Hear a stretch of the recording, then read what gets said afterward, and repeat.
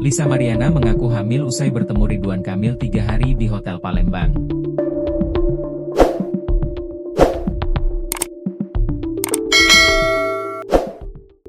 Pihak Lisa Mariana semakin belak-belakan soal dugaan hubungan spesial dengan mantan Gubernur Jawa Barat Ridwan Kamil.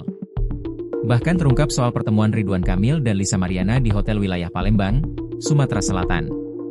Keduanya, Ridwan Kamil dan Lisa Mariana disebut 3 hari bertemu di Hotel Wilayah Palembang itu. 2 minggu setelah itu, Lisa Mariana kepada Ridwan Kamil mengaku hamil.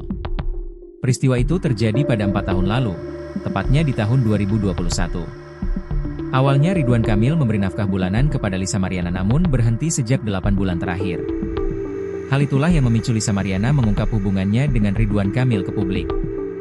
Kini konflik ex-Gubernur Jawa Barat Ridwan Kamil dengan selebgram Lisa Mariana semakin memanas. Kuasa hukum Lisa Mariana, Daniel Nababan muncul membuka kronologi versinya. Daniel Nababan mengungkap kliennya, Lisa Mariana pertama kali bertemu Ridwan Kamil pada Mei 2021. Klien kami itu dengan RK menjalin komunikasi awal bulan Mei 2021, katanya seperti dikutip dari YouTube Cumi Cumi. 1 bulan kemudian, Lisa Mariana dan Ridwan Kamil, RK, bertemu di sebuah hotel di Palembang, Sumatera Selatan. Pertemuan klien kami dengan RK pada bulan Juni 2021 di hotel di Palembang, kata Daniel Nababan. Menurutnya Lisa Mariana dan Ridwan Kamil bertemu di hotel tersebut selama 3 hari. Bertemu selama 3 hari menginap, katanya. Setelah pertemuan, kliennya masih berkomunikasi dengan Ridwan Kamil. Setelah pertemuan 3 hari tersebut komunikasi klien kami dengan RK berjalan dengan intens, katanya.